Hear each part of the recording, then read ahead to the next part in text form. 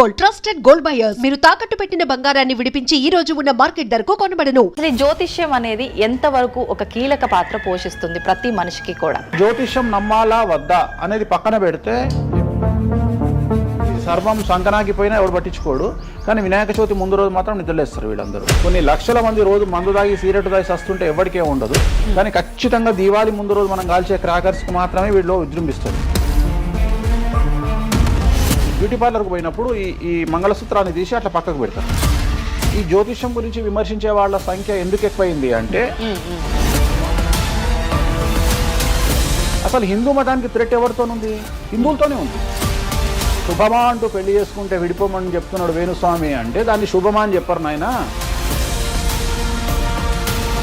శాస్త్రాలు కానీ దైవత్వం కానీ తగ్గేదే లేదు, ముందుకెళ్తానే ఉంది.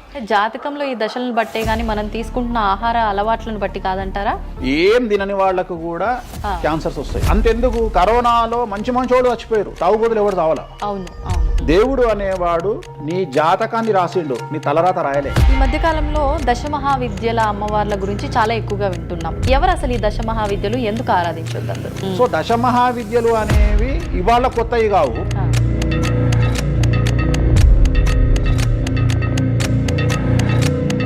అరుణాచలం ఎవరికి తెలిసి బాలటి వరకు? ఎందుకు అరుణాచలానికి పొలోమంటే వెళ్ళిపోతున్నారు అంటే చాగంటి కోటేశ్వరరావు గారు చెప్పడం వల్ల నీకు అరుణాచలం తెలిసింది. మరి అరుణాచలం విషయంలో ఇదే డిస్కషన్ ఎందుకు వస్తలేదు? దశమహావిద్యలో నాన్ వెజ్ పెడతారు అనగానే ఇక నాన్ వెజ్ ప్రపంచంలో ఎవరు తిననట్టు, అసలు అదేదో తప్పైనట్టు, ఇక లిక్కర్ ఎవరు తాగలేనట్టు. రాముడు క్షత్రియుడు, మాంసం తినలేదా? సురాపానం అంటున్నావు. దేవతలే సురాపానం తీసుకున్నారు, అది మద్యమే. మరి అది దానికి ఏంటమ్మా? అవన్నీ పుకార్లు అంటున్నారు. పుకార్లు అదే చెప్తున్నా నేను. సురాపానము నథింగ్ బట్ సారా, ఇప్పసారా. గూగుల్లో కానీ, చాట్ జీపీటీలో కానీ, జెమినీలో కానీ వామాచారం అంటే ఏందో ఓపెన్ చేయండి, దశమహావిద్యలు అంటే ఏందో ఓపెన్ చేయండి. మీకు మీరే తెలుసుకోండి. ఈ సమాజంలో తెలుగు రాష్ట్రాల్లో ఉన్న దొంగలెవరో దొరలెవరో మీరే గుర్తుపట్టండి. ఎవరు అబద్ధాలు చెప్తున్నారు అనే విషయాన్ని తెలుసుకోండి. వేణుస్వామి దొంగ అయితే వేణుస్వామి దగ్గరికి రాకండి. నన్ను 20 నిమిషాలు ఆడుకుందామనే ప్రయత్నం చేసిన నీకు ఇప్పుడు చిన్న ఫినిషింగ్ టచ్ ఇస్తాను. అసలు నువ్వు జనవరి 1కు ముందు నా దగ్గర ఇంటర్వ్యూకి ఎందుకు వచ్చావు? నేను దానికి ఆన్సర్ చెప్తా. కాదు అదే ప్రయత్నం వేణుస్వామి చేసిండు కామాఖ్య విషయం. అమ్మా ఇట్లొచ్చారా? నమస్కారం, వెల్కమ్ టు ఐ డ్రీమ్. ధర్మ మార్గం విత్ విజిత కార్యక్రమానికి స్వాగతం.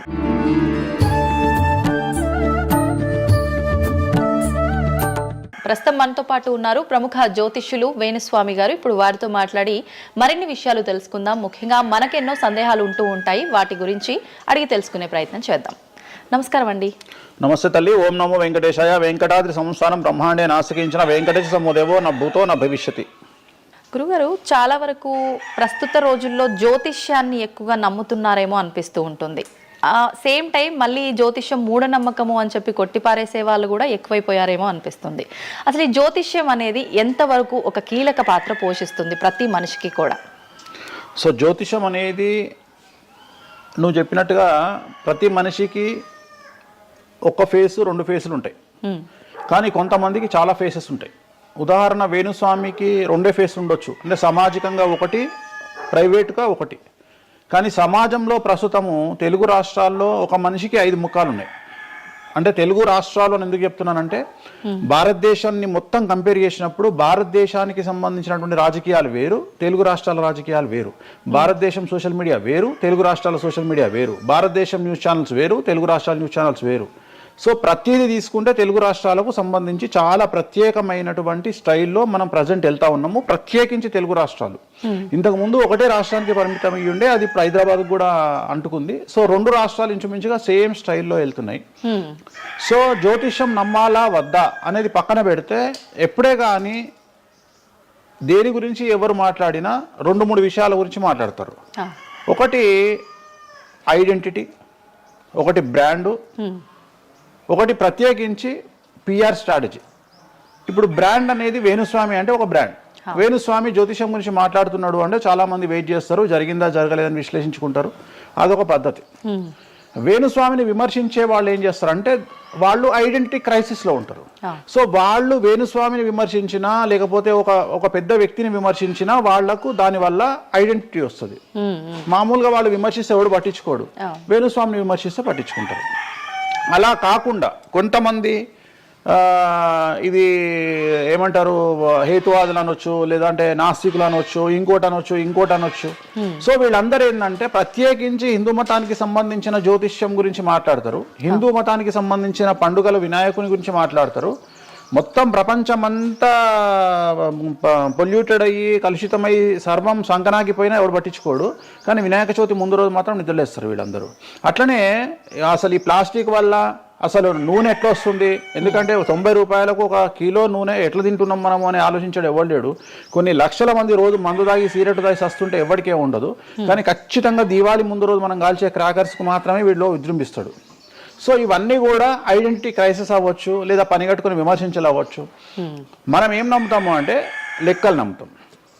2002కు పూర్వము 2002 తర్వాత తీసుకుంటే జ్యోతిష్యాన్ని నమ్మేవారి సంఖ్య, హిందూ మతాన్ని నమ్మేవారి సంఖ్య 9% పెరిగింది. సో ఇది వేణుస్వామి సొంత కవిత్వం కాదు, గూగుల్ చేస్తే గూగుల్లో మీకు కనిపిస్తుంది పర్సెంటేజ్ ఎంత పెరిగింది అనేది. సో ఎప్పుడే కానీ గుర్తుంచుకోవాల్సింది ఏంటి అంటే మనము సైంటిఫిక్గా సైన్స్ పరంగా మనం ఎంత ముందుకెళ్తామో మన జెన్జీ జనరేషన్ ఆల్ఫా జనరేషన్లు ఎంత ఫాస్ట్గా వస్తాయో ఎట్ ది సేమ్ టైము దేవుళ్ళ మీద నమ్మకాలు కూడా అదే పరిస్థితులలో ఉంటాయి. కాకపోతే ఇక్కడ ఏంటి అంటే ఒకటి ఎక్స్ప్రెసివ్ అవ్వచ్చు, ఎక్స్ప్రెసివ్ కాకపోవచ్చు. ఎందుకు పెరిగాయి అంటారు ఈ పర్సంటేజ్ మీరు అన్నట్లుగా? అంటే ఖచ్చితంగా కష్టాల ప్రాబ్లం. అంటే ఇక్కడ కష్టాల కంటే కూడా కాంపిటీషన్ అని చెప్తాను నేను. సో ఇప్పుడు ఏమైపోయింది అంటే విపరీతమైనటువంటి కాంపిటీషన్లోకి నెట్టబడ్డాం మనం అందరము కూడా. అంటే ఏమైపోయింది అంటే ఒక 1990కి పూర్వము మనం సంపాదించుకునే సొమ్మంతా కూడా దాచిపెట్టుకొని ఆ డబ్బును దాచుకొని మన కుటుంబాలు తింటాయి, మన పిల్లలు తింటాయి అనే ఆలోచన ఉండేది. 2000 సంవత్సరం తర్వాత ఏమైపోయింది అంటే మనం సంపాదించుకున్నది మనమే ఎంజాయ్ చేయాలి, ఒక కారు కొనుక్కోవాలి, సో లగ్జరీ లైఫ్ లీడ్ చేయాలి, 10 మందికి చూపించుకోవాలి.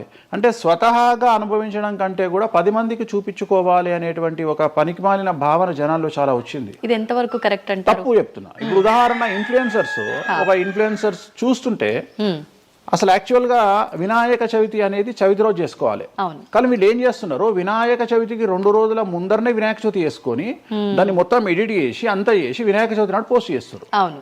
సో దీనివల్ల వాళ్ళ ఖచ్చితంగా ఎఫెక్ట్ అవుతుంది. ఎందుకు ఎఫెక్ట్ అవుతుంది అంటే ఇప్పుడు మాంగళ్యం ఉంది, ఉదాహరణ మెడలో మంగళసూత్రం అనేది ధరిస్తారు అమ్మాయిలు. వీళ్ళు ఏం చేస్తున్నారు ఈ మధ్యన అంటే కొంతమంది అమ్మాయిలు వెస్ట్రన్ కల్చర్కు బానిసలైన అమ్మాయిలు ఏం చేస్తారంటే దాన్ని ఏమంటారు బ్యూటీ పార్లర్కి పోయినప్పుడు ఈ మంగళసూత్రాన్ని తీసి అట్లా పక్కకు పెడతారు. సో మళ్ళీ ఎప్పుడైతే నువ్వు ఆ మంగళసూత్రాన్ని వేసుకుంటున్నావో ఆ సమయం కనుక మంచిది కాకపోతే ఎఫెక్ట్ అవుతుంది ఫ్యామిలీ. సో అందుకని నువ్వు చేసేటువంటి వినాయక చవితి పూజ కరెక్ట్ సమయంలో చేయకపోతే అది నెగిటివ్ అయ్యేటువంటి అవకాశం ఉంది. సో ఇట్లా ఇన్ఫ్లుయెన్సర్స్ ఉదాహరణ ఇప్పుడు జనరల్గా బేసిక్గా మనము ఒక యూరోప్ కంట్రీకి పోతున్నాము, ఒక దుబాయ్కి పోతున్నాము అంటే మనం అక్కడికి పోయినాక షాపింగ్ చేస్తాం. కానీ ఇప్పుడు ఉన్నటువంటి జనరేషన్లో వీళ్ళందరూ ఏంది ఇక్కడ షాపింగ్ చేసి మళ్ళీ అక్కడ షాపింగ్ చేస్తారు. అంటే చాలా విచిత్రం అయిపోయింది. అంటే ఖచ్చితంగా సంవత్సరానికి ఒక 10 డొమెస్టిక్ టూర్లు, ఖచ్చితంగా సంవత్సరానికి ఒక 5 ఇంటర్నేషనల్ టూర్స్. ఇవన్నీ దేనికోసము అంటే సమాజానికి మా దగ్గర డబ్బులు ఉన్నాయి అని చూపించుకోవడం కోసము, సో ఆర్భాటాల కోసము. సో నేను జనరల్గా ఏం చెప్తా అంటే first build your own brand. First brand build చేసుకున్నాక తర్వాత నువ్వు బ్రాండ్కి అలవాటుగా. ఇప్పుడు ఒక అనామకుడు ఒక మామూలు మనిషి రేంజ్ రోవర్ కార్ వేసుకొని వస్తే జనాలందరూ రేంజ్ రోవర్ కార్ను చూస్తారు. అదే ఒక సూపర్ స్టార్ ఒక ప్రభాస్ ఒక మహేష్ బాబు వస్తే మహేష్ బాబుని చూస్తారు, ప్రభాస్ని చూస్తారు, కానీ కార్ను చూడరు. సో నేనేమంటే ఫస్ట్ నువ్వు దాన్ని తయారు చేసుకో. ఇప్పుడు ఉదాహరణ ఒక బాలీవుడ్ హీరోయిన్ ఉంది, ఆ బాలీవుడ్ హీరోయిన్ ఒక ఎల్వి హ్యాండ్ బ్యాగ్ వేసుకుంది, సపోజ్ అది ఫేకే అనుకుందాం, బట్ జనాలు అందరూ అది ఒరిజినల్ అనుకుంటారు. అదే ఒక మామూలు అమ్మాయి నిజంగానే ఎల్వి బ్రాండ్ వేసుకుంది, కానీ అది ఫేక్ అనుకుంటారు. సో అందుకని ఫస్ట్ నీ బ్రాండ్ నువ్వు నిలబెట్టుకున్న తర్వాత అప్పుడు నువ్వు బ్రాండ్స్ జోలికి వెళ్ళు. ఇప్పుడు సో ప్రస్తుతం సమాజంలో ఈ జ్యోతిష్యం గురించి విమర్శించే వాళ్ళ సంఖ్య ఎందుకు ఎక్కువైంది అంటే వాళ్ళకు వ్యక్తిగతమైన అంశాలు చాలా ఉంటాయి. They want subject. అంటే ఏమైపోయింది ఇప్పుడు ఎగ్జాంపుల్ ఇప్పుడు నేనే ఒక యూట్యూబ్ ఛానల్ పెట్టుకున్నా, నన్ను నేను ఓన్గా జర్నలిస్ట్గా నన్ను నేను గుర్తించుకున్నా, నాకు సబ్జెక్ట్ కావాలి అంటే అట్లీస్ట్ నేను ప్రతిరోజు కనీసం ఒక 10 నుండి 15 వీడియోలు చేయాలి అంటే నాకు ఆ మనిషితో పని లేదు, ఆ వ్యవస్థతో పని లేదు, ఆ సబ్జెక్టుతో పని లేదు. నేను రాకెట్ గురించి నేనే మాట్లాడతా, జ్యోతిష్యం గురించి నేనే మాట్లాడతా, రైతు గురించి నేనే మాట్లాడతా, పిడకల గురించి నేనే మాట్లాడతా. అంటే లాస్ట్కు నాకు కావాల్సింది ఏంది అంటే నాకు వ్యూవర్స్ కావాలి. అట్లీస్ట్ నాకు నేను పెట్టే సబ్జెక్టుకు నాకు తెలియకున్నా సరే దాని గురించి కంటి చూపు గురించి నేనే మాట్లాడతా, క్యాన్సర్ గురించి నేనే మాట్లాడతా, ఎయిడ్స్ గురించి నేనే మాట్లాడతా. అంటే కాదేది విమర్శకు అనర్హం. అంటే నీకు సబ్జెక్టు తెలుసా తెలియదా అంటే ఇంగితం ఉండేవాడు కంట్రోల్ చేసుకో. ఇప్పుడు నాకు సిగ్గు శరము ఇంగితం ఉంది. నేను ఇప్పుడు ఆ కెమెరామెన్ తీసేటువంటి కెమెరాకు సంబంధించి ఆయన ఎట్లా పెట్టాలి ఫోకస్, ఆయన లెన్స్ ఎంత అడ్జస్ట్ చేసుకుంటాడు ఏంది అనేది నాకు సంబంధం లేని వ్యవహారం. కానీ నేను అసలు దానిలోకి వెళ్ళను. కానీ అదే విశ్లేషకుల పేరుతో ఉండేటువంటి యూట్యూబ్ ఛానల్స్ అవ్వచ్చు, ఇంకొకళ్ళు అవ్వచ్చు, వాళ్ళు ఏం చేస్తారు, దాన్ని కూడా వాళ్ళే జస్టిఫికేషన్ చేస్తారు. అంటే దాన్ని కూడా నువ్వు కెమెరా ఎట్లా పెట్టాలనో కెమెరామెన్కి వీళ్ళు నేర్పిస్తారు, వీళ్ళే డిస్కషన్. ఎందుకు అంటే వాళ్ళకి ఏదో ఒక 10,000 వ్యూవర్షిప్ పోతే ఇట్లా ఓవరాల్గా తీసుకుంటే నెలకింత వెళ్తుంది పైసలు. సో దీని మీద బ్రతికే వాళ్ళు, సో వాళ్ళు ఏం చేస్తారు, వాళ్ళు విమర్శలు చేస్తారు. సో అట్లనే హేతువాదుల ముసుగులో ఉండేవాళ్ళు విమర్శలు చేస్తారు. అన్నిటికంటే ప్రాబ్లం ఏమైపోయింది అంటే పొద్దున్న లేస్తే హిందూ మతం బాగుండాలి, హిందూ మతం బాగుండాలి అంటే అసలు హిందూ మతానికి థ్రెట్ ఎవరితోనుంది? హిందువులతోనే ఉంది. ముస్లిమ్స్తో లేదు, క్రిస్టియన్స్తో లేదు. ఎందుకంటే వేరే వాళ్ళు మన జోలికి రావట్లా. ఎంతసేపు కప్పల భాగవతం లాగా మన జీవితంలో ఎలుకల భాగవతం లాగా ఒక ఎలుక ఇంకో ఎలుకని కిందికి గుంజుతుంది, ఒక కప్ప ఇంకో కప్పని కిందికి లాగుతుంది. అట్లనే హిందువులలో వేణుస్వామి ఆస్ట్రాలజికల్ ప్రిడిక్షన్స్ లో మంచిగా ఉన్నాడు. అంటే వేణుస్వామి చెప్పింది ఏదైనా జరిగినప్పుడు వేయడానికి ఎవరికి మనసు రాదు, కానీ వేణుస్వామిని విమర్శించడానికి పొలవమంటే అందరూ వచ్చేస్తారు. అంటే మరి నేను హిందువునే కదా, నన్ను కిందికి లాగేవాడు హిందువే కదా, మరి ఇక్కడ హిందూ మతం ఏమవుతుంది? ఇప్పుడు సమాజంలో నేను అబ్జర్వ్ చేస్తున్నా, గత కొన్ని రోజుల నుండి, ఒక 6 నెలల నుండి, సంవత్సరం నుండి Telugu media in the sense నేను లోకల్ సోషల్ మీడియాలో హిందూ మతాల పేరు మీద కొత్త వర్షన్ వచ్చింది. ఏంటి అంటే హిందూ ఆచార వ్యవహారాలను విమర్శించడము చాలా కామెడీ అయిపోయింది. ఒక ఆయన ఈ మధ్యన ఇంటర్వ్యూ చూసాను నేను, అసలు దుర్గమాల లేదంటాడు ఆయన. నేను షాక్ అయినా, నేను ఇనుంటావు నువ్వు కూడా. నాకు ఆశ్చర్యం అనిపించింది. దుర్గమాల లేదు అంటే అమ్మవారి మాల, జనరల్ గా భవానీ మాల కరెక్ట్ వర్డ్, భవానీ మాల లేనే లేదు, అసలు చరిత్రలో లేదు అంటాడు. అంటే సమాజము ఏదో విధంగా భక్తి మార్గం వైపు వెళ్తుంది అంటే నువ్వు సంతోషంగా ఫీల్ అవ్వాలి. కానీ దాన్ని కూడా విమర్శించేవాడు ఎందుకంటారు ఇలా అంటే వీళ్ళందరూ పండితులు కాదు, వీళ్ళందరూ standing comedians or sitting comedians.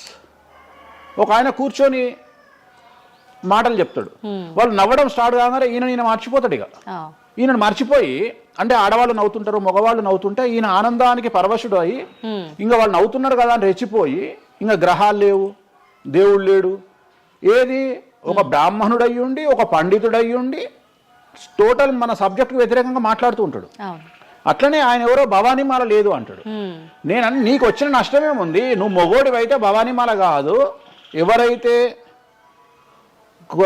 కోయంబత్తూరులో Isha ఫౌండేషన్లో లింగభైరవ అమ్మవారు లేదని చెప్పు, అది నీ గొప్పతనం. నిజంగా లింగభైరవ అమ్మవారు లేనప్పుడు లేదని చెప్పు, ఆమె క్రియేటెడ్ కాడు, చెప్పొచ్చు కదా లేదు అని. ఎందుకంటే అక్కడ భయం ఏంటంటే ఎవరు తంతడు అని. వీళ్ళ భయం అంటే ఏంటంటే ఎక్కడైతే ఎవడు వీళ్ళకి అడ్డు రాడో అక్కడికి వస్తాడు. వీళ్ళకి ఒరిజినల్ సబ్జెక్ట్ మాట్లాడే దమ్ము లేదు. సో ఇదంతా ఎంత చేసినా నేను అల్టిమేట్గా చెప్పేది ఏంటంటే, జ్యోతిష్యానికి వ్యక్తిగతంగా నా దగ్గరకు వచ్చేవాళ్ళు నాకు జనాలకు చెప్పారుగా. ఇప్పుడు నేను ఒక మాట చెప్తా, ఇప్పుడు సీక్రెట్ మెయింటైన్ చేయాలనుకుంటారు ప్రతి ఒక్కడు, ప్రైవసీ మెయింటైన్ చేయాలనుకుంటారు. మామూలుగా హాస్పిటల్కి పోతేనే ఇవాళ ప్రైవసీ మెయింటైన్ చేయాలనుకుంటున్నారు.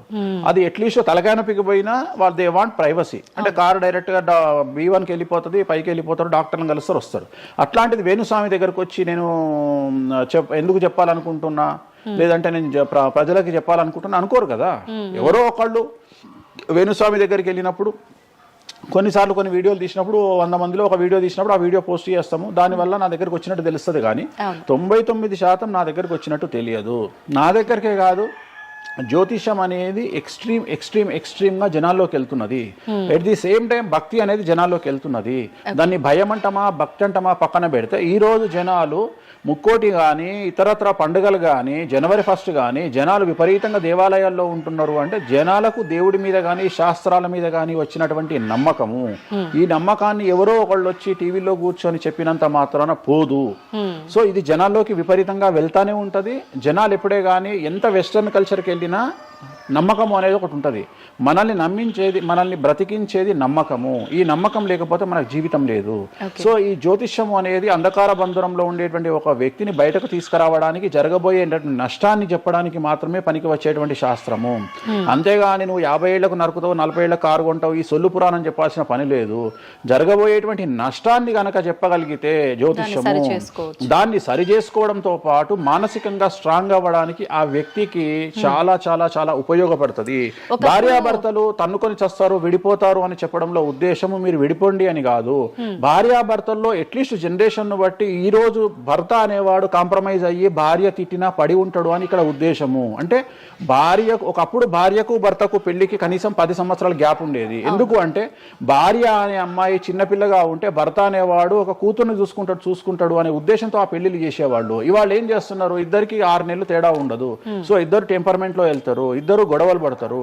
సో ఈ కండిషన్ లో వాళ్ళిద్దరు విడిపోయేటువంటి తత్వం వైపు వెళ్తారు. కాబట్టి మొదలే మీ జాతకాలు బాగాలేవు, మీకు విడిపోయే అవకాశం ఉంది అంటే మిమ్మల్ని విడిపోమని చెప్పడం కాదు. ఇక్కడ మీరు జాగ్రత్తగా ఉండండి, కాంప్రమైజ్ కండి, ఈగోస్ పక్కన పెట్టండి, మీ పొసెసివ్నెస్ను పక్కన పెట్టండి.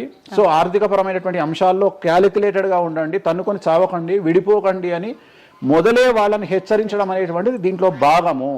కానీ ఇవాళ ఏమంటున్నారు, శుభమా అంటూ పెళ్లి చేసుకుంటే విడిపోమని చెప్తున్నాడు వేణుస్వామి అంటే దాన్ని శుభమా అని చెప్పరు నాయన. ప్రతి ఒక్కళ్ళకి అదే చెప్తున్నారు. ఆ మాతకు వస్తే మీరు పొద్దున్న లేస్తే 100 పెళ్లిలలో 80 పెళ్లిళ్ళు డివోర్స్ అవుతున్నాయి. మరి దీని మీద మీరే కదా డిబేట్ పెడతారు. సో ఇదంతా ఏంటంటే ఒక వ్యక్తిని విమర్శించాలనుకున్నప్పుడు వాళ్ళు ఏదైనా తీసుకురావచ్చు. దాన్ని రామ అంటే దాన్ని చిన్న పదాలు మారిస్తే ఆ రామ అనేది ఒక బ్యాడ్ వర్డ్ అవుతుంది.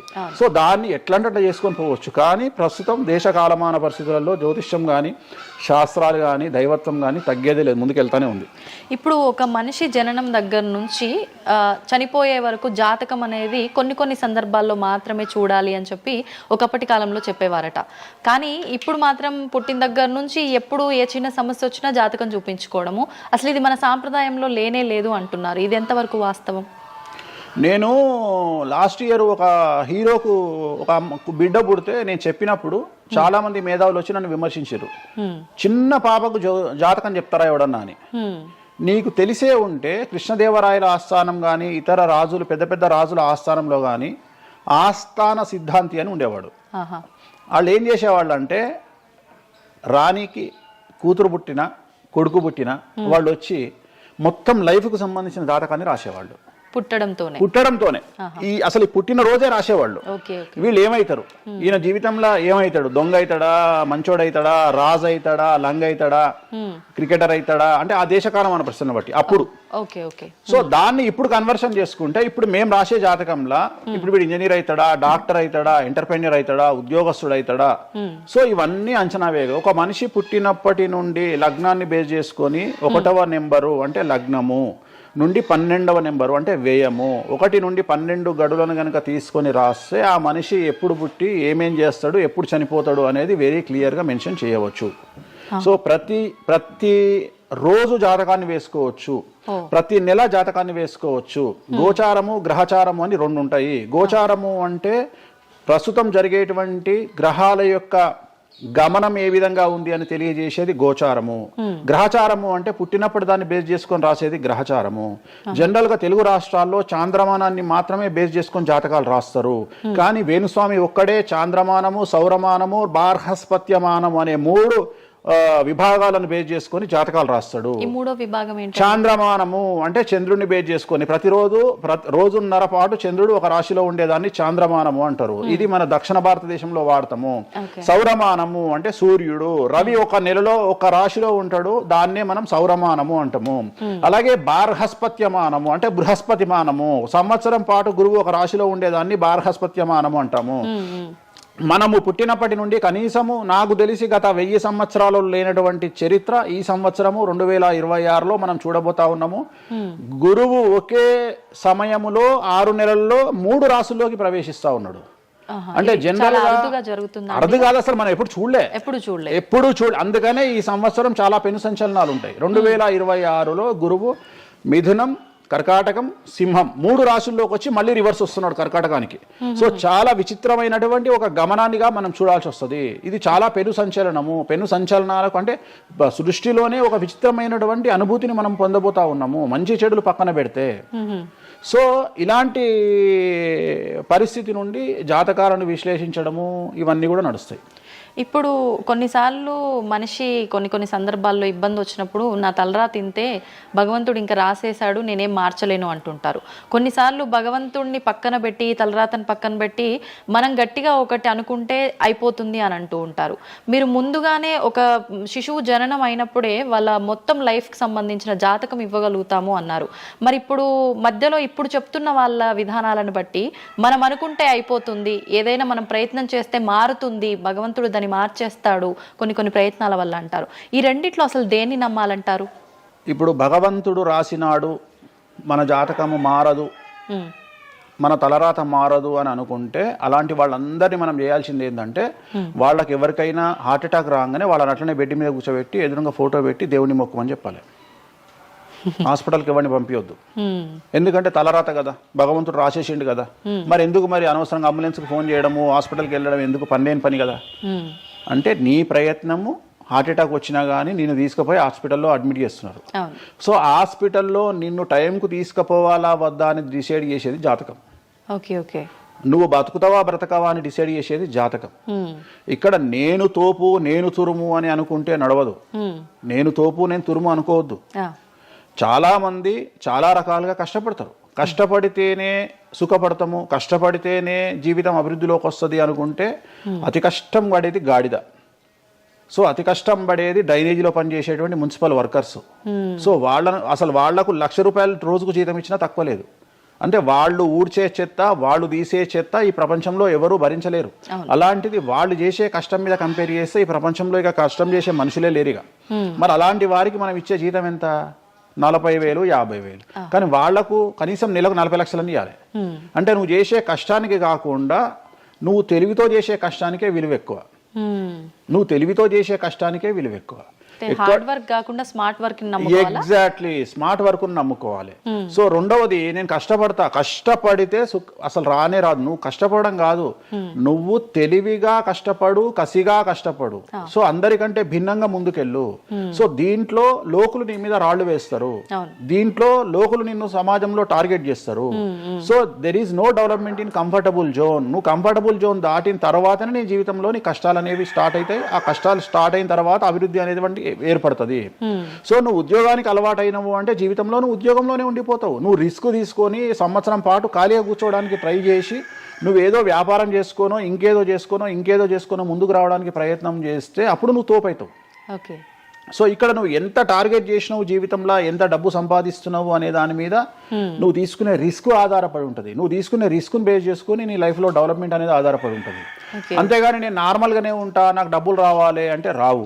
ఎట్ ది సేమ్ టైము నాకు జ్యోతిష్యము అనేటువంటిది ఎలాంటిది అంటే, డాక్టర్ దగ్గరికి పోయినప్పుడు బ్లైండ్గా కాలో చెయ్యో ఇరిగినప్పుడు డాక్టర్ దగ్గరికి పోయినావు, డాక్టర్ ఏమంటాడు? ఫస్ట్ ఎక్స్రే తీసుకొని రా అంటాడు. అదే జ్యోతిష్యం.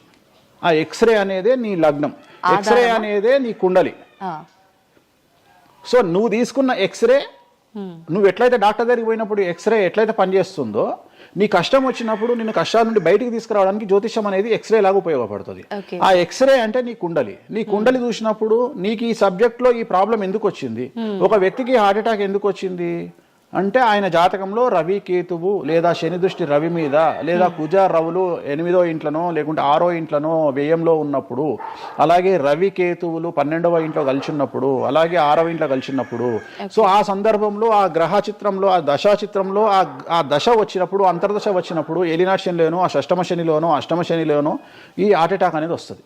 అంటే జాతకంలో ఈ దశలను బట్టే కానీ మనం తీసుకుంటున్న ఆహార అలవాట్లను బట్టి కాదంటారా? ఏం తినని వాళ్లకు కూడా క్యాన్సర్స్ వస్తాయి, గుర్తుంచుకోవాలి. ఏం తినని వాళ్ళకు కూడా క్యాన్సర్లు వస్తాయి. చాలా మందికి ప్రస్తుతం సమాజంలో నాన్ వెజ్ తిననటువంటి వాళ్లకు కొలన్ క్యాన్సర్ వచ్చినటువంటి సంఘటనలు నాకు వేలల్లో తెలుసు. సో ఏం తప్పు చేస్తున్నారని అమ్మాయిలకు బ్రెస్ట్ క్యాన్సర్ వస్తుంది? ఆన్సర్ చెప్పు. Question mark. అవునా కాదా? థైరాయిడ్తో ఏం పని చేస్తున్నాం? థైరాయిడ్ ప్రాబ్లం వచ్చింది. సరే ఉదాహరణ లంగ్స్ క్యాన్సర్ అంటే నువ్వు సిగరెట్ తాగితే వచ్చింది.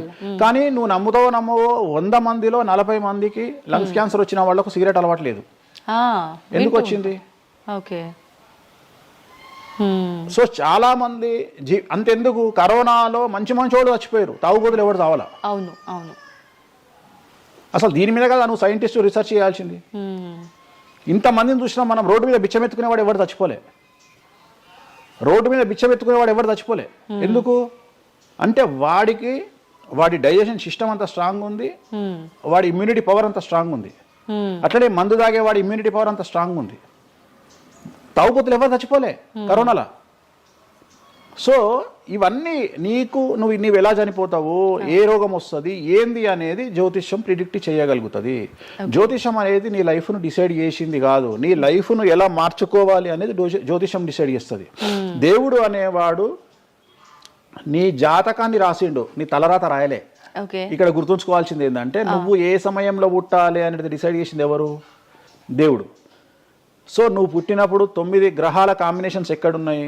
లగ్నంలో ఎవరున్నారు, ద్వితీయంలో ఎవరున్నారు, తృతీయంలో ఎవరున్నారు, చతుర్థంలో ఎవరున్నారు, పంచమంలో ఎవరున్నారు, షష్టమంలో ఎవరున్నారు, వ్యయంలో ఎవరున్నారు.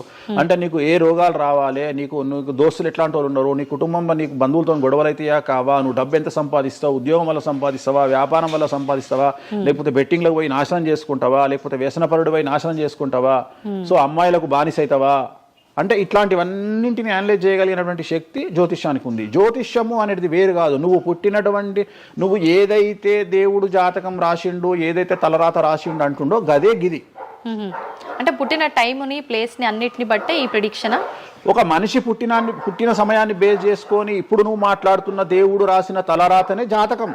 తలరాత వేరు, జాతకం వేరు కాదు. నీ తలరాత అనేది ఈ లగ్నంలో ఉంది, ఈ కుండలిలో ఉంది. దీన్ని బేస్ చేసుకొని, దీన్ని చేతిలో పట్టుకొని నువ్వు ముందుకెళ్తే నీకు ఏ ప్రాబ్లం ఉండదు. ఒక్కసారి జ్యోతిష్కుని సంప్రదిస్తే కాదు, నువ్వు ప్రతి సంవత్సరము లేదా 2.5 సంవత్సరాలకు ఒకసారి శని మారినప్పుడల్లా నీ జాతకం మారుతుంటది. గోచారంలో మారుతుంటది, గ్రహచారంలో మారుతుంటది. నువ్వు ఎలాంటి చర్యలు తీసుకోవాలి, ఎలాంటి జాగ్రత్తలు తీసుకోవాలి, నీకు వాహన ప్రమాదాలు ఎప్పుడు వస్తాయి, ఆరోగ్యపరమైన ఇబ్బందులు ఎప్పుడు వస్తాయి, న్యాయపరమైన ఇబ్బందులు ఎప్పుడు వస్తాయి, నువ్వు ఎదిగిన తర్వాత నీకు శత్రువులు పెరుగుతారు, నువ్వు ఎంత శుద్ధపూసైనా, ఎంత మంచివాడివైనా, నువ్వు సమాజంలో ఎదిగి ఒక కారు కొనుక్కొని, ఒక ఇల్లు కొనుక్కొని, నీ బతుకు నువ్వు బ్రతుకుతున్నా నీ మీద జనాలు ఏడ్చి చస్తారు. నీకు శత్రువులు అనేవాళ్ళు ఏర్పడతారు. నువ్వు మంచి చేసినా శత్రువులు వస్తారు, చెడు చేసినా శత్రువులు వస్తారు. సో ఇలాంటి వాళ్ళందరి నుండి నువ్వు ఎట్లా తప్పించుకోవడానికి ఏమేం పూజలు చేసుకోవాలి, ఏమేం న్యాయపరమైన జాగ్రత్తలు తీసుకోవాలి, వీటన్నిటినీ క్రోడీకరించి చెప్పగలిగిన వాడు జ్యోతిష్కుడు. కాకపోతే జ్యోతిష్కుడికి దేశ కాల మాన పరిస్థితులను బేస్ చేసుకొని జాతకం చెప్పగలగడం రావాలి. ఎందుకంటే జ్యోతిష్యంలో ఉదాహరణ రవి, కుజ, కేతువు కలిసి ఉన్నప్పుడు సుఖవ్యాధి వస్తుంది. సో సుఖవ్యాధి అని మాత్రమే జ్యోతిష్యం చెప్పింది మాకు. అంతేగాని నీకు సిఫిలిస్, గనేరియా, ఎయిడ్స్, HIV అని చెప్పి రాయలే మాకు అక్కడ రాసింది. ఏం రాసిండు? నీకు సుఖవ్యాధి వస్తుంది. కాకపోతే దేశకాలమాన పరిస్థితులను బట్టి ఏ వ్యాధులు వస్తున్నాయో దాన్ని అంచనా వేయగలిగిన శక్తి జ్యోతిష్కుడికి ఉండాలి. ఇప్పుడు కూడా నువ్వు ఇంజనీరింగ్ చేస్తున్నావు అంటే ఇంజనీరింగ్ ఇంకో 2 ఏళ్ళు అయితే పోతుంది. సో కొత్త ఏదో వస్తుంది, స్టడీస్ వస్తాయి. సో మనం మారుతూ ఉండాలి, మనం అప్డేట్ అవుతా ఉండాలి. ఎట్లయితే టెక్నాలజీ కోసము, ఎట్లయితే కెమెరా విషయంలో, ఎట్లయితే మైక్ల విషయంలో అప్డేట్ అవుతున్నామో మేము కూడా జ్యోతిష్యం విషయంలో అప్డేట్ కావాలి. కానీ మమ్మల్ని అప్డేట్ అవ్వడానికి ఎవరు మాకు భుజం తట్టేవాళ్ళు కానీ, వెన్ను తట్టేవాళ్ళు కానీ, మమ్మల్ని ఎంకరేజ్ చేసేవాడు కానీ ఉండడు. ఎంతసేపు మా మీద దాడి చేద్దామని చూసేవాడే ఉంటాడు. మేము ఏదైనా విశ్లేషించి కొత్తది చెప్పుదాము అనేటువంటి ప్రయోగం చేయంగానే ఆటోమేటిక్గా రాకెట్ ఫెయిల్ అయితేనేమో సింపతి చూపిస్తారు, మేము చెప్పింది ఫెయిల్ కాగానే దాడి చేస్తారు. సెఫాలజిస్టుల పేరుతోని ప్రతి సంవత్సరము కనీసం ఒక 20-30 మంది ఫెయిల్ అయితేనే ఉంటారు ఎన్నికలలో. వాళ్ళ జోలికి ఎవడు పోడు. కానీ మేము ఎవడన్నా పుసుక్కున ఎక్కడన్నా ఎన్నికలు గెలువయ్యి అని చెప్పగానే మా మీద దాడి చేసే వాళ్ళు ఎక్కువ ఉంటారు. సో మాకు కూడా ఎంకరేజ్మెంట్ చేస్తే మేము సైన్స్ను ఎప్పుడో పండబెట్టగలిగిన శక్తి మాకు ఉన్నది, జ్యోతిష్కులకు లేక కాదు. కాకపోతే మమ్మల్ని ఎవడు వెన్నుదడతాడు, మా గురించి ఎవడు మాట్లాడతాడు, మా గురించి మెచ్చుకునేది పర్సనల్గా వ్యక్తిగతమైనటువంటి టర్మినాలజీలో మాతో మాట్లాడే వాళ్ళు మెచ్చుకుంటారు తప్ప సమాజం మమ్మల్ని చూసే దృష్టి వేరు. ఎంతసేపు మా దాంట్లోనే మాకుండదు. మా దాంట్లో యాచకా శత్రువు అంటే బిచ్చపోరు శత్రువు అని మా దాంట్లో మాకే తన్నులాట. కామాఖ్యకు పోయి బలుడిచ్చి పూజలు చేసుకునేటువంటి జ్యోతిష్కుడు హైదరాబాద్కు వచ్చి అక్కడ బలులే లేవని చెప్తాడు ఒక జ్యోతిష్కుడు. సో ఇట్లా ఎందుకు చెప్తున్నారు అంటే వాళ్ళ కర్మ మనం ఏం చేయలేము. సో ఓవరాల్గా జ్యోతిష్యం అనేది ఏదైనా చరిత్ర సృష్టించగలుగుతుంది. జ్యోతిష్యము అంటే మనిషి యొక్క తలరాతనే జ్యోతిష్యం. ఇప్పుడు మీరు చెప్పిన దాన్ని బట్టి అంతా మనం పుట్టిన టైము ప్లేస్ని బట్టే డిసైడ్ అవుతుంది ఈ ప్రిడిక్షన్ అంతా. అంటే న్యాచురల్గా బర్త్ జరిగితే ఓకే, కానీ ఇప్పుడు అన్ని ముహూర్తాలు పెట్టుకొని టైము అన్ని చూసి చేస్తున్నారు కదా, మరి ఇటువంటి వారికి జాతకం ప్రిడిక్షన్ కరెక్ట్ ఉంటుందా? ఆ ముహూర్తం పెట్టాలి అనేటువంటి టైమింగ్ కూడా ఆయన డిసైడ్ చేస్తాడు దేవుడే. ప్రతిదీ మనం తోపులం అనుకుంటాం, నేను ఓన్గా ఆలోచిస్తున్నా అనుకుంటాడు. ఓకే, అది ఆల్రెడీ డిసైడెడే.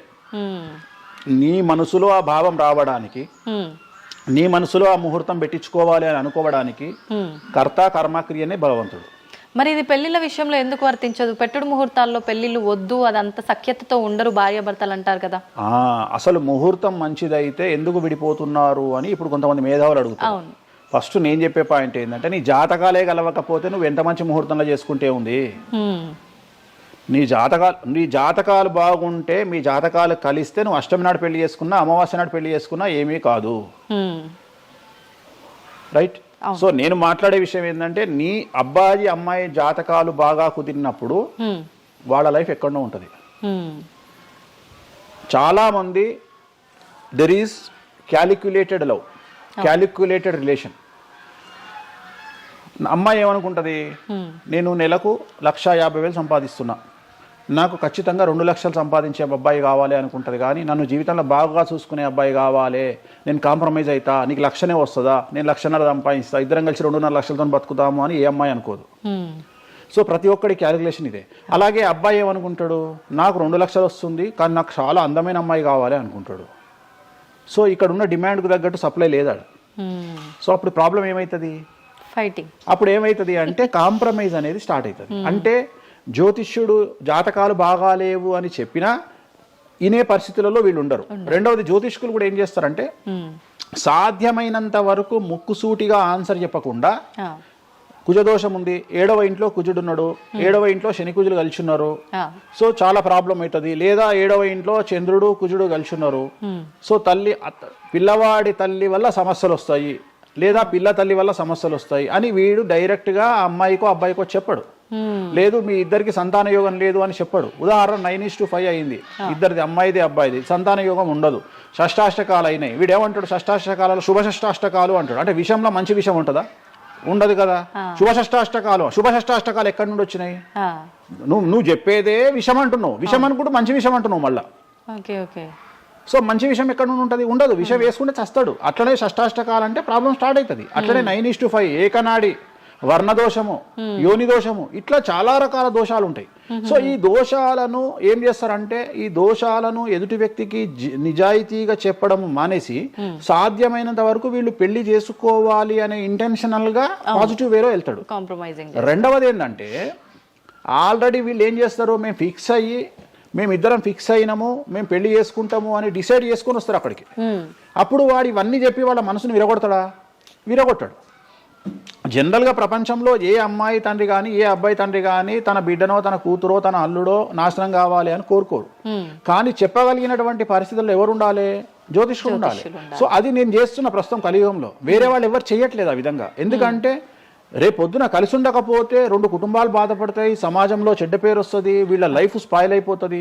సో అందుకని నేను చాలా జాగ్రత్తగా మొదలే డిసైడ్ చేసి, నీకు ఈ ప్రాబ్లం ఉందిరా బాబు, నువ్వు జాతకాలు నీకు కలవలేదు, వివాహం చేసుకోకు అని చెప్తా.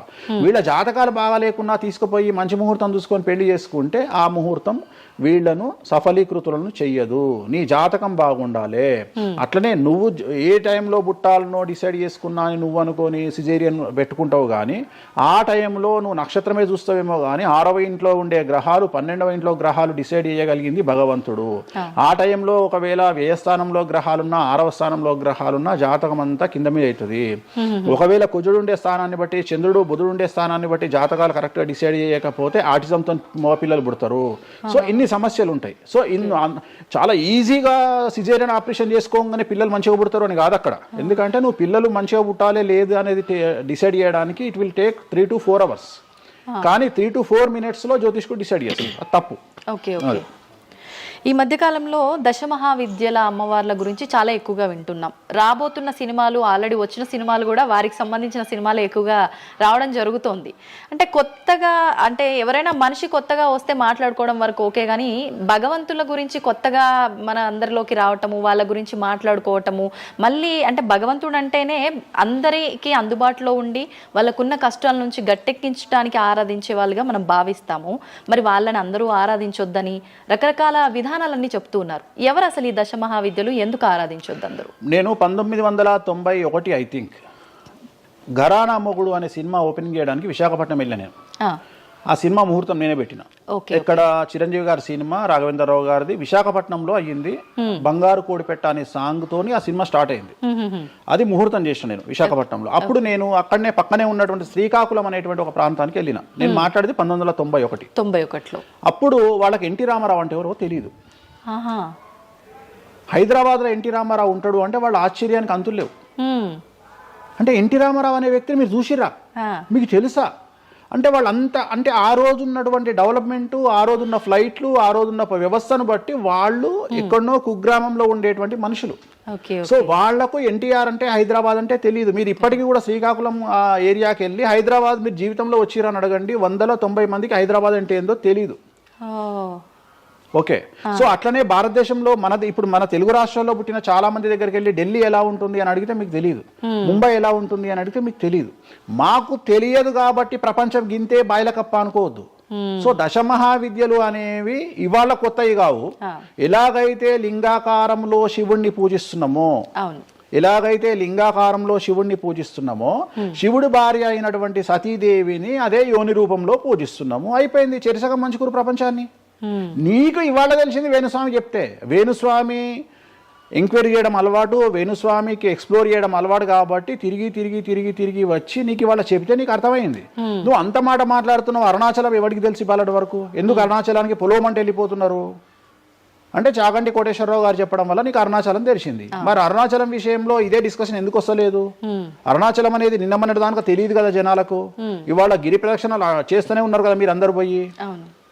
అంటే ఎవరో ఒకళ్ళు ఒక సబ్జెక్టు గురించి మాట్లాడేటువంటి పరిస్థితుల్లోకి రావాలి. ఆ ఫ్రీడమ్ మనం ఇవ్వాలి. సో అరుణాచలం గురించి చాగంటి గారు ఎలా మాట్లాడినారో దశమహావిద్యల గురించి వేణుస్వామి గత 5 సంవత్సరాల నుండి ఫైటింగ్ చేస్తూ ఈ స్టేజ్కి తీసుకొచ్చిండు. దశమహావిద్యల గురించి మాట్లాడడంలో చాలా ఇబ్బందులు ఉంటాయి. ఎందుకంటే చాలా మంది దొంగ పనులు చాటుకు చేయాలనుకుంటారు కానీ పబ్లిక్ లో చేయాలనుకోరు. సో అలాంటి దాన్ని సైలెన్స్ బ్రేక్ చేసినటువంటి వ్యక్తి వేణుస్వామి. దానివల్ల వేణుస్వామి చాలా సఫర్ అయ్యిండు, సామాజికంగా సఫర్ అయ్యిండు, పండితులతో సఫర్ అయ్యిండు, మీడియా వల్ల సఫర్ అయ్యిండు, చాలా మందితో సఫర్ అయ్యిండు దశమహావిద్యల గురించి మాట్లాడడం వల్ల. అంటే ఎందుకు మరి మీరు ఇంత సఫర్ అవుతున్నప్పుడు ఎందుకు? నా ఇష్టం అది. అంటే సమాజంలో ఉన్నప్పుడు ఇష్టం, మన ఇష్టం. నేనేం తప్పు మాట్లాడతలేను కదా. ఇప్పుడు నేననే పాయింట్ ఏంటంటే అల్ట్రాసెట్ అని ఒక టాబ్లెట్ ఉంటుంది. ఆ టాబ్లెట్ లో గంజాయి ఉంటుంది. సో మనం వాడే చాలా టాబ్లెట్లలో గంజాయి ఉంటుంది. మనం వాడే చాలా టాబ్లెట్లలో కొన్ని క్యాన్సర్ ఔషధాలలో పాము విషం ఉంటుంది. దాని గురించి మనం మాట్లాడుకోం. సో మనం దేని గురించి మాట్లాడుకుంటాము అంటే ఏదైనా కొత్తది వచ్చినప్పుడు, వేణుస్వామి లాంటి వాడు వచ్చినప్పుడు మాట్లాడుకుంటాడు. ఇప్పుడు చాలా మంది, కొంతమంది నాకు తెలిసిన వాళ్ళు షుగర్ అంటే ఇప్పటికి కూడా చెప్పుకోరు. భారతదేశంలో షుగర్ వస్తే చెప్పుకోరు షుగర్ వచ్చిందని. అంతెందుకు ఇవాళ గురించి సరోగసి గురించి ఇప్పటికీ మన దేశంలో మాట్లాడుకోరు. ఇప్పటికి కూడా చాలా మంది సెలబ్రిటీలు సరోగసితోని పిల్లల్ని గంటూ అబద్ధాలు చెప్పుకుంటారు, మేము కడుపుతోనున్నామని. అట్లనే అబద్ధాలు చెప్పుకుంటారు, అట్లనే శ్రీమంతాలు చేసుకుంటారు. కానీ వాళ్ళంతా సరోగేట్ మదర్సు. కానీ వాళ్ళు జనాలకు తెలియదు. ఎందుకంటే పొద్దున్న లేచి డోర్ కొట్టి నువ్వు కడుపుతో ఉన్నావా లేదా అని బెదిరిస్తాడు. ఎవడన్నా బెదిరించాడు కదా. నువ్వు ఒక నిజమైన ప్రెగ్నెంట్ను పిలిచి అమ్మ 9 నెలలకు నీ బాడీ లాంగ్వేజ్ ఏందో అడుగు. డెలివరీ అయిన తర్వాత 40 రోజులు నీకు సుక్కలు ఎట్లా కనిపిస్తాయో అడుగు. మొన్న నాకు బాగా క్లోజ్ అయినటువంటి ఒక ఆమె 21 కొడుకు పుట్టిండండి వేణుస్వామి గారు, 21కి రండి అని పిలిచింది. 21కి పోయినా. 5వ అంతస్తులు ఉంది వాళ్ళ ఇల్లు. కిందికి నేను వచ్చిన పార్కింగ్ దిగంగానే వేణుస్వామి గారు మీరు లిఫ్ట్ లో రండి అని మెట్లెక్కుంటూ పోతుంది. 22వ రోజు. నాకు అనుమానం రాదా? వస్తుంది. నేను కూడా ఒక ఆడదానికి పుట్టిన కదా, నేను కూడా ఒక అమ్మ కొడుకునే కదా. నాకు తెలుసు సరోగసి మదర్ కి ఇబ్బందులన్నీ అసలు ఉండవు. సరోగ ఈమె కనదు కదమ్మా. ఇప్పుడు ఎవరో అంటారు, మీరు అది గెస్ చేశారు. గెస్ చేయడం ఏంది, 2 మెట్లు ఎక్కాలంటేనే బాడీ లాంగ్వేజ్ తెలిసిపోతుంది కదా. అవును. ఈమె స్వామి గారు మీరు లిఫ్ట్లో రండి అని టకటక మెట్లు ఎక్కుంటుంది. అంటే అంతకుముందు ఒక ఎట్లా ఉరికిందో డెలివరీ అయినాక కూడా అట్లే ఉరుకుతుంటే నాకు అనుమానం, ఏమేమి ఇట్లా ఉరుకుతుంది అంటే okay surrogate okay okay okay అంటే వాళ్ళు చెప్పుకోవడానికి భయపడుతుంది. అందరు నయనతారలు లక్ష్మీ మనుషులు కాదు కదా. అప్పటికైనా మీకు చెప్పారా వాళ్ళు ఓపెన్ గా? చెప్పలేదు, ఇప్పటికీ చెప్పలేదు, ఇప్పటికీ చెప్పలేదు. ఆల్రెడీ అట్లనే సెలబ్రిటీలు చాలా మంది ఇదే పని చేస్తారు. సో ఇలాంటివి మాట్లాడుకోవాలి అంటే సమాజం యాక్సెప్ట్ చేయదు. కానీ వేణుస్వామి వచ్చి దశమహావిద్యలో నాన్ వెజ్ పెడతారు అనగానే ఇక నాన్ వెజ్ ప్రపంచంలో ఎవరు తిననట్టు, ఇక నాన్ వెజ్ అసలు నాన్ వెజ్ ఇక అసలు అదేదో తప్పైనట్టు, ఇక లిక్కర్ ఎవరు తాగలేనట్టు. మళ్ళా చూస్తే తెలంగాణలో హైయెస్ట్ లిక్కర్ సేల్స్ భారతదేశం మొత్తంలో తెలంగాణదే ఉంటుంది, ఆంధ్రప్రదేశ్దే ఉంటుంది. మనం బతికేది 2 రాష్ట్రాలు బతికేదే లిక్కర్ మీద బతుకుతాయి. కానీ మళ్ళీ మనకు ఎక్కడ లేని బాధ, వేణుస్వామి మాట్లాడితే నిజాయితీగా మాట్లాడిండు కాబట్టి వేణుస్వామి తప్పు చేస్తుండు, వేణుస్వామి ఆడ మందావుతుండడా. సార్ కరోనా వరకు తినకూడని కమ్యూనిటీలు ఏవి కూడా, అంటే నాన్ వెజ్ ముట్టుకోని కమ్యూనిటీలు కూడా డాక్టరు చికెన్ తినురి మటన్ తినురి అనగానే ఒక్కొక్కడు మార్కెట్లో లేనంత మటన్ చికెన్ తిన్నారు. కమ్యూనిటీల గురించి నేను మాట్లాడా. అప్పటిదాకా మేము తినము అన్నోడు కూడా తినడం స్టార్ట్ చేసిర్రు. అంటే నువ్వు డాక్టర్ చెప్తే మళ్ళీ డాక్టర్ చెప్పాడు కాబట్టి తింటున్నామండి, లేకుంటే తినేవాళ్ళం కాదు. తిన్నవా లేదా? సో తప్పే ఉంది. అసలు మద్య మాంసాదులు లేని దేవతల గురించి మాట్లాడుకుందాం. ఎక్కడున్నారు దేవతలు? అసలు మద్య మాంసాదులు లేని దేవతలేరి? రాముడు క్షత్రియుడు, మాంసం తినలేదా?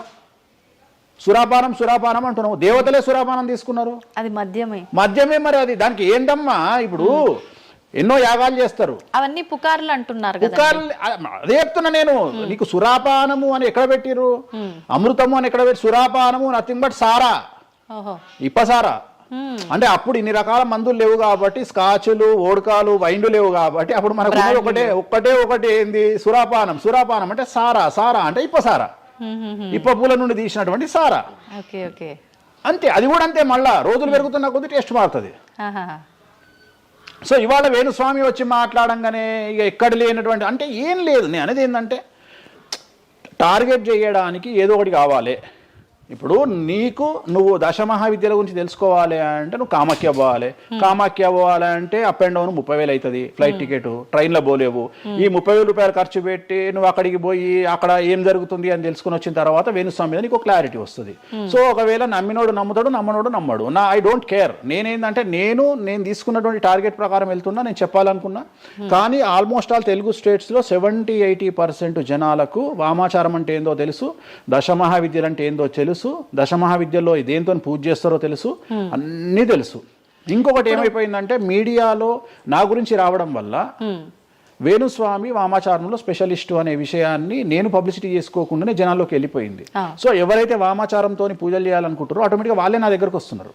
స్వామి, ఎందుకంటే ఇప్పుడు క్యాన్సర్కు పలానా దగ్గర మందిస్తారు అని నువ్వు నెగిటివ్గా ప్రమోట్ చేసావు అనుకో, జనాలు అక్కడికే పోతారు. అట్లనే వేణుస్వామి వామాచారంలో పూజలు చేస్తాడట, వామాచారం కావాల్సిన వాళ్ళు నా దగ్గరికే వస్తారు డైరెక్ట్. సో ఈజీగా నన్ను రూట్ చేసి ఈయన దగ్గరికి వెళ్ళండి అని చెప్పినట్టు అయిపోయింది. అందుకని నాకు ఫ్రీ పబ్లిసిటీ వల్ల ఇంకా నేను ఉన్నదానికంటే ఇంకొక 100% బిజీ అయినా. అంటే ఏమవుతుంది, ఎందుకంటే అమ్మవారు కదా డిసైడ్ చేసేది.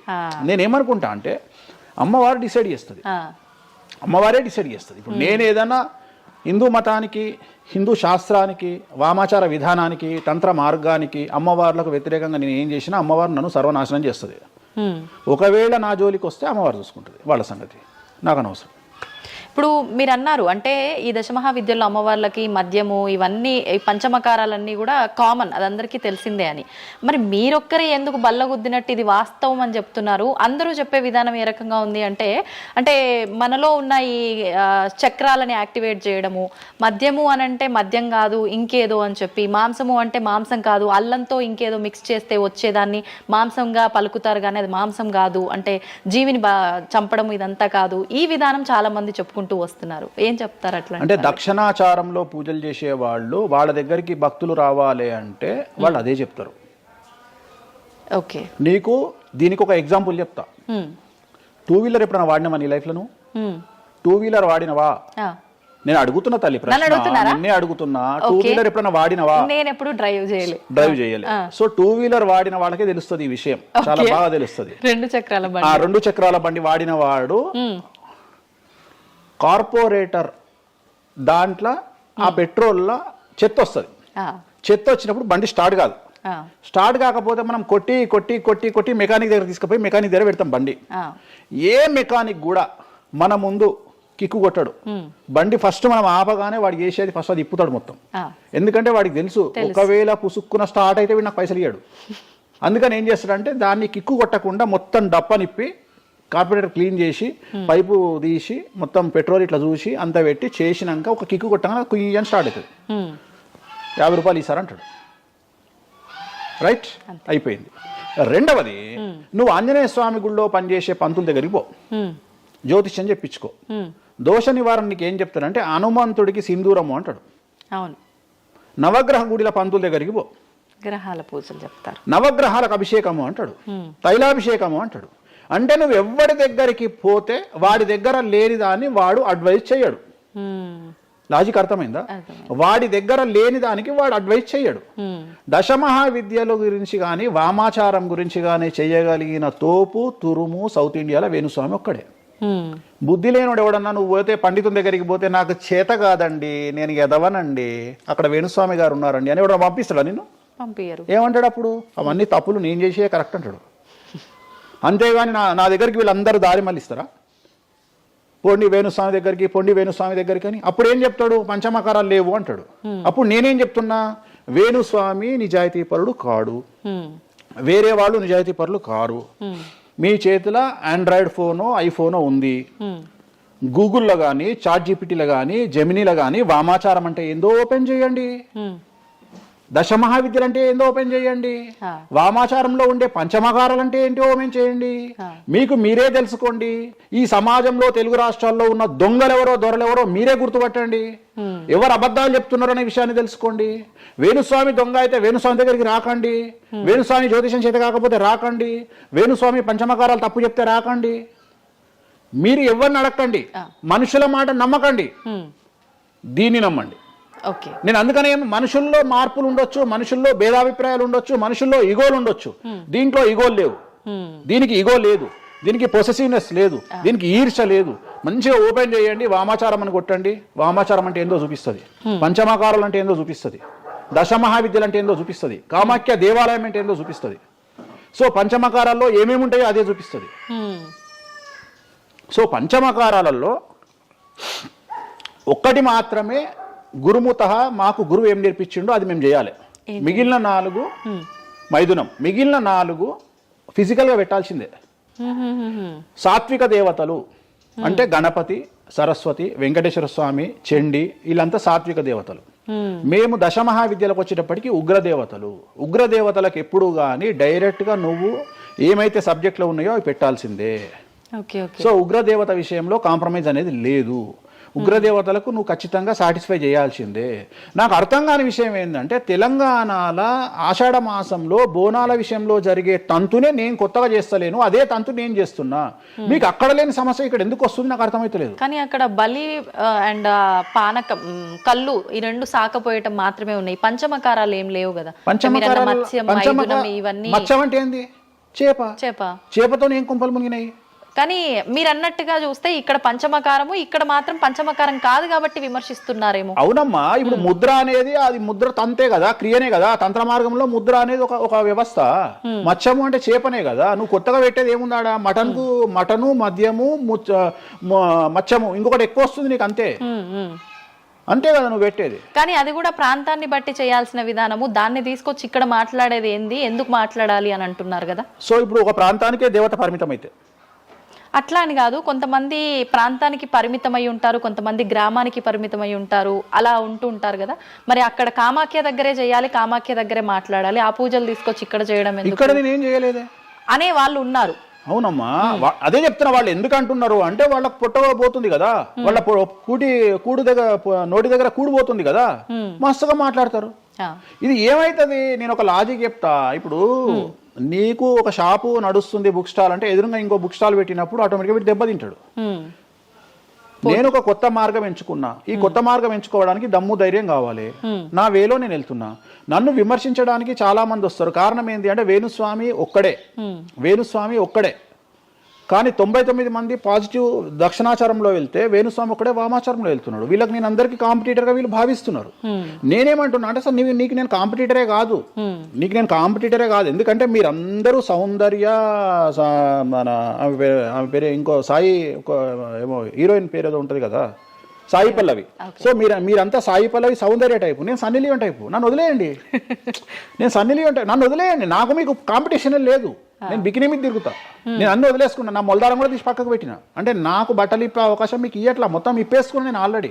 మీరు ఇప్పుదామంటే ఏం లేవు నా దగ్గర చివరికి నా అండర్వేర్తో సహా నా మొలదారంతో సహా ఇప్పుకున్నా, ఇంకేం లేవు మీరు ఇప్పడానికి.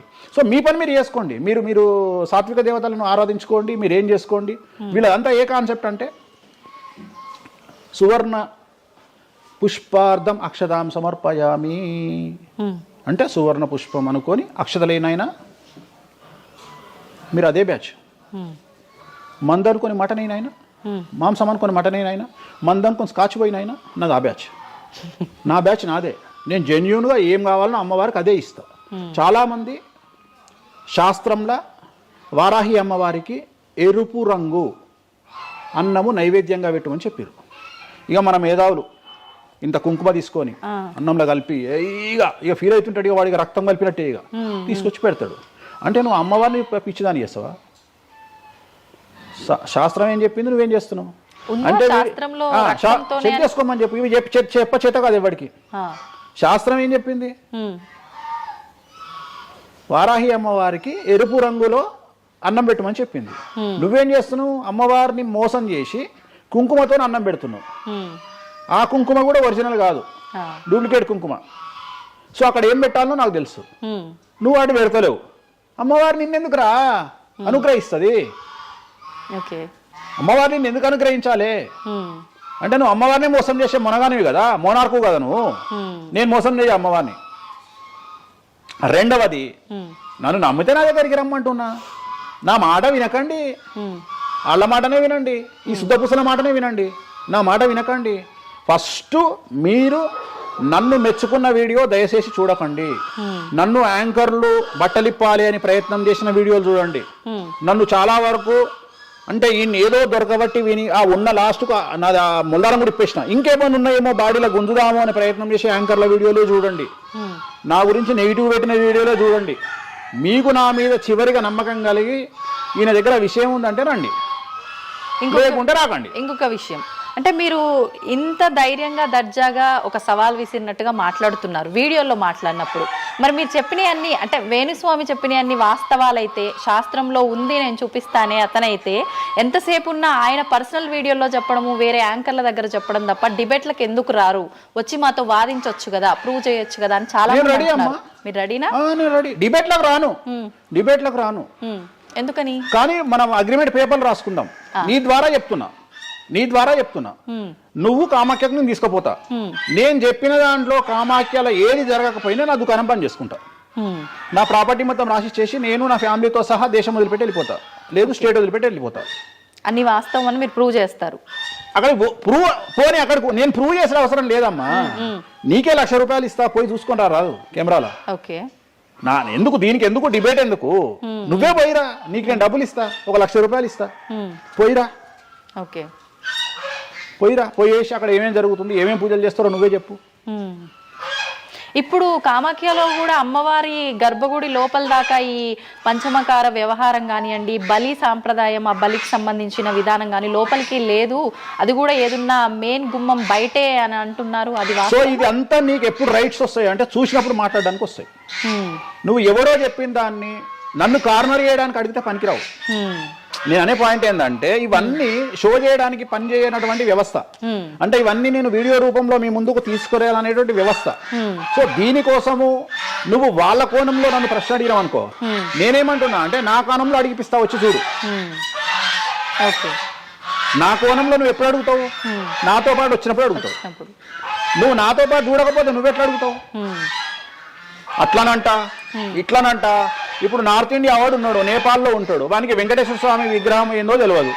సపోజ్ వానికి ఎవరో చెప్పిండు ఎల్లిగాడు వెంకటేశ్వర స్వామి కాదు అమ్మవారు ఉన్నదని, వాడు కూడా నువ్వు అడిగినట్టే అక్కడ లోకల్ యాంకర్ అడుగుతుంది, ఆడ వెంకటేశ్వర స్వామి కాదట అమ్మవారు ఉన్నదట కదా అంటాడు. నువ్వు చూస్తే చెప్తావు, అరే పిచ్చినాయాలా, అరే ఎదవనాయాలా, ఆడున్నది వెంకటేశ్వర స్వామిరా, దేవుడు రా అని చెప్తావు. ఆ, అవునా? అవును. నువ్వు ఆ కామాఖ్యమ్మ వాడిని చూస్తానని ఇట్లా అడగకపోతుంటే నువ్వేం అడుగుతుంటావు? నీ వర్షన్ మారుతున్నావు. వేణుస్వామి గారు మిమ్మల్ని ఎందుకు టార్గెట్ చేస్తున్నారండి ఈ ఎదవలు అని అడిగే విధానం మారుతుంది. మారుతుందంటారా పక్క? నువ్వు చూడకపోతే నీకు ఎక్కడ అడుగుతావు? హా. నీ ఆలోచన విధానం ఏంటంటే ఈయన ఏమన్నా ఇరుకున పెడదామా అనే ఆలోచనే తప్ప, అరే ఈయన మరి నేను చూడలేదు కదా, నాకు రైట్సే లేవే అని నువ్వు అనుకుంటలేవు. నీకు రైట్స్ ఎక్కడున్నాయమ్మా అడగడానికి? నన్ను అడగడానికి నీకు రైట్సే లేవు. అంటే మీరు అన్నట్టు నేను అక్కడికి వచ్చి చూస్తే అక్కడ జరిగేది చూస్తా, అది మాత్రం శాస్త్ర ప్రకారంగా జరుగుతుందో లేదో నేను చూడలేను కదా. అంటే దీన్ని బట్టి నీ ఉద్దేశం ఏంటి అంటే, ఒక దేవాలయంలో కూడా శాస్త్ర ప్రామాణికంగా జరగదు. కామాఖ్యలో తెలుగు వాళ్ళు మాట్లాడుకునే, పండితులు మాట్లాడుకునేవే నిజాలు. ఇప్పుడు నువ్వు అనేది అదే కదా. అంటే అది ప్రాంతీయం ప్రకారంగా జరుగుతుంది, అది మరి శాస్త్రంలో ఏదైనా ఉండొచ్చు, ప్రాంతీయమే ఉండకపోవచ్చు. జరుగుతుందమ్మా, ఏదైనా ప్రాంతీయమే జరుగుతుంది, ఏదైనా ప్రాంతీయమే జరుగుతుంది. గోవాల కసినో ఆడితే తప్పు లేదు, తెలంగాణలో కసినో ఆడితే తప్పు. దాన్నే దేశకాలమాన పరిస్థితులు అంటారు.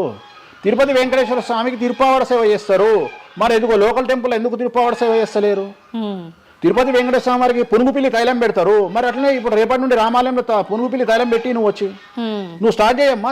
మన తెలుగు రాష్ట్రాలలో నువ్వు ప్రాంతీయత గురించి మాట్లాడుతున్నావు కదా. అంటే ఒక్కొక్క దానికి ఒక్కొక్క కట్టుబాట్లు ఉంటాయి. అవునమ్మా, నీకు కావాల్సింది అల్టిమేట్ గా ఏంది? నీకు డబ్బు కావాలి, నువ్వు కోరుకున్న కోరికలు తీరాలి, అంతే కదా. నువ్వు కోరుకున్న కోరికలు తీరాలి. ఎంతమంది ఎకనామికల్ అఫెన్స్ చేస్తలేరు భారతదేశంలో? టీచర్ దగ్గర నుండి మొదలుకుంటే ప్రతి ఒక్క నువ్వు ₹1,00,000 లోన్ తీసుకొని కట్టకపోతే నీ ఇంటి ముందరకు వస్తారు. 20,000 కోట్లు తీసుకున్నాడు దొబ్బేస్తామని సంఘ కూడా ఎవడు పట్టుకోడు. ఇవి కదా మనం మాట్లాడుకోవాలి. ఇవి చేతగావు. వేణుస్వామి కామాఖ్య నుండి అమ్మవారిని తెచ్చి హైదరాబాద్లో పెట్టిండు అంటే నేను అనే పాయింట్ ఏంటంటే ఇదే చెప్తున్నా. ఇప్పుడు విమర్శించడానికి, బట్టలిప్పడానికి చేసే ప్రయత్నము, నువ్వు సబ్జెక్ట్ గురించి ఆలోచించి వామాచారం అంటే ఏంది, దీనివల్ల లాభం ఏంది, ఇది కదా అడగాల్సిన ప్రశ్నలు. కానీ ఏం చేస్తున్నావు? నీ దగ్గరకు వచ్చే వరకు సాధ్యమైనంత వరకు అసలు కామాఖ్యలో ఇష్టమే లేదట కదా. ఒకవేళ నిన్ను నిరూపిద్దామని నేను విశ్వ ప్రయత్నం చేస్తే చివరికి నువ్వేం మాట్లాడతావు? అది అక్కడ లోకల్ అట కదా. And don't forget to subscribe to iDream. And for more videos, Please subscribe to iDream. Please subscribe to iDream. Please subscribe iDream. And please subscribe to iDream. For more videos, subscribe to iDream. please like, share, and subscribe to the channel. Congratulations, iDream. Subscribe to iDream. Subscribe to iDream. So subscribe to iDream Media. iDream team అందరికి huge congratulations. Please subscribe iDream Media. Please subscribe to iDream. Subscribe iDream. Please subscribe to iDream. iDream అంటే నా కళల ఛానల్ను subscribe చేసుకున్న నోరు తిరుగుతలేదు, మీరైతే గంట గుర్తు కొట్టండి. For more such videos, please subscribe to iDream. Subscribe to iDream. Please subscribe to iDream. Please subscribe iDream Media. Please do subscribe to iDream. Please subscribe to iDream Media. For best entertainment and information, please subscribe iDream.